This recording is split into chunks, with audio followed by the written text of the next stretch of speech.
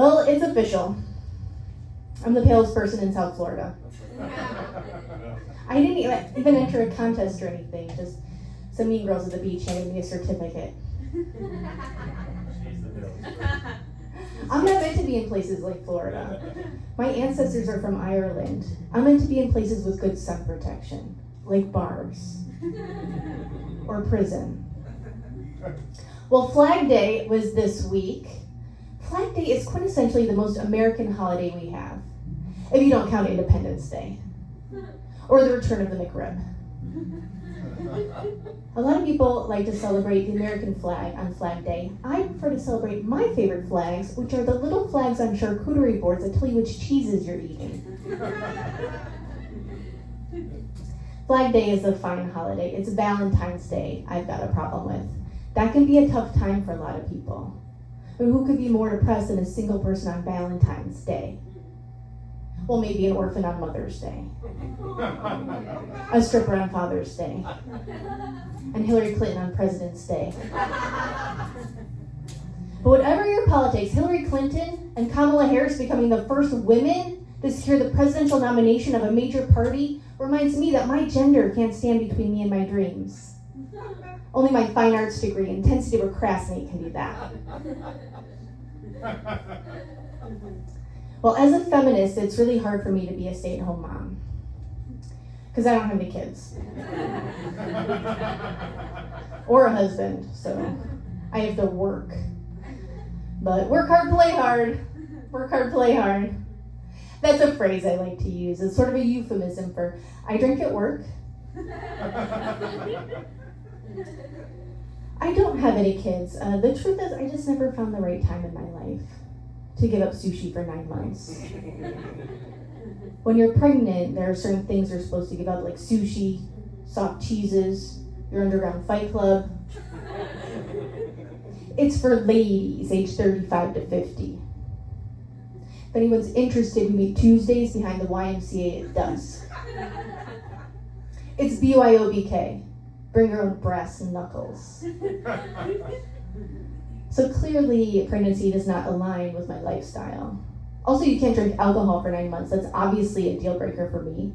I mean, how would I work? I bet it's hard to be a parent. I bet it's hard to keep a toddler alive. From what I hear, they love pools. Despite being notoriously bad swimmers. And I'm no help in an emergency because I notoriously love to be drunk in pools. I shouldn't be a parent. I can't even keep a basil plant alive. And I understand there's a big difference between a child and a basil plant. For one thing, basil smells good. But I don't think a child would live long either if I accidentally left it out all night where the raccoons could get to it. R.I.P. basil plant.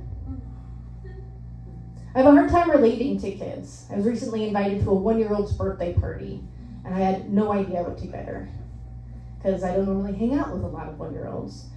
But I thought you can never go wrong with something educational, like a book. But then I remembered she can't read. So I got her a picture book. Winston Churchill, A Life in Photos. I just figured it's good for people who can't read yet, but who still want to learn about World War II. I don't have much to offer a child in terms of an inheritance. I have not made what most analysts would consider wise financial decisions. So far this year, I invested most of my money into a March Madness bracket. It's really no surprise it busted. Historically, my brackets do tend to underperform the Dow. People are worried about me because I don't have kids. They're like, who's going to take care of you when you're old? But lucky for me, because of all the cheese I eat, I don't really expect to live that long anyway. I don't need to have my own kids, you know? In a way, I feel like my DoorDashers are like my children. I'm helping to put them through community college one pad thai order at a time. And I message them motherly things like, drive safe, wear your seatbelt, when are you going to grow up and get a real job? I do have a boyfriend. We've been together for a little bit. We don't have any plans to get married anytime soon, but in all fairness, I knew from the beginning he had a fear of commitment because he doesn't have any tattoos. I guess it's just easier for people with tattoos to get married and have kids because they're used to making mistakes they'll regret. I don't have any tattoos myself. I always felt they were a little too permanent, more so than other big life commitments. Because if you get a dog and you change your mind, you can simply rehome them. If you get married and change your mind, you can simply get a divorce. If you have kids and change your mind, you can simply fake your own death and start a new life in Ohio. But that's a lot harder to do if you've got tattoos. I actually do have a confession to make. I quit drinking alcohol on October 23rd. That's not the interesting part, though. The interesting part is what I was doing on October 22nd. And without going into too much detail, mostly because I was advised not to by my legal counsel, I guess I can share with you this about that time. Well, you know how when you go out drinking all day because you don't have anything else to do, and you really don't care whether you live or die? Maybe I should put it this way. You know that old adage, I'm sure you've all heard it, you know that old adage, you're not a true Floridian until you've been kicked out of a Flanagan's. I guess I just got a little too into wine when I was drinking. I just thought wine was really sophisticated. So I was trying to learn more about wine, particularly wine pairings. And I discovered that a nice, full-bodied red pairs very nicely with my self-loathing and shattered dreams. Whereas I find white wines pair better with Vicodin. In my family, I come from a long line of drinkers, so I guess you could say in more ways than one, alcohol's in our blood. But I just realized that drinking alcohol was no longer serving me. Well, the bartenders in town would no longer serve me. But there are certain friends you can always count on to tell you the truth. My friends started calling me Amy Winehouse.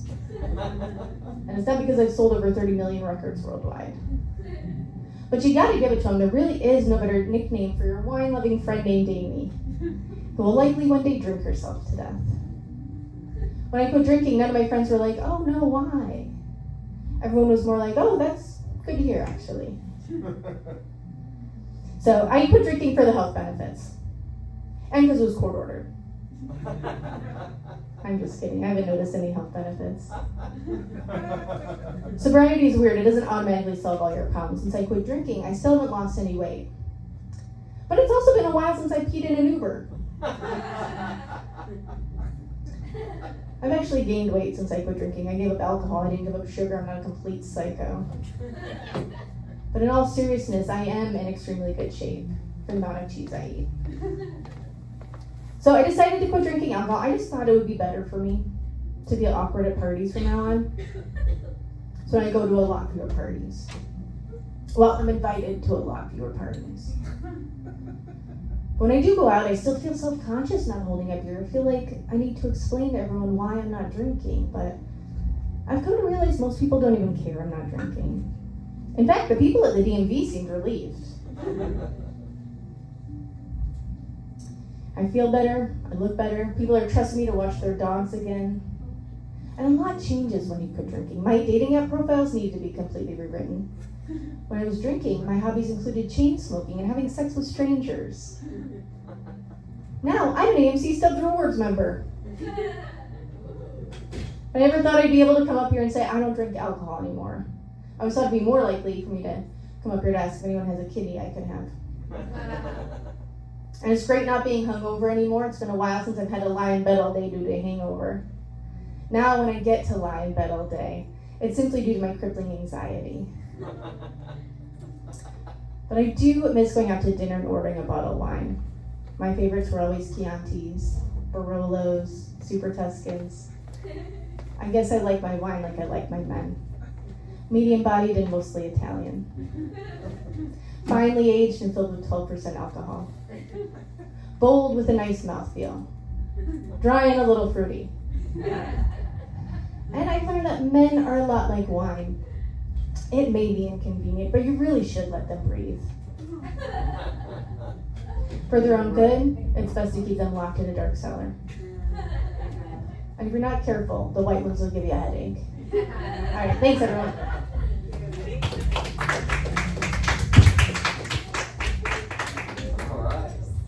Amy. I love it. All right, guys. We have one.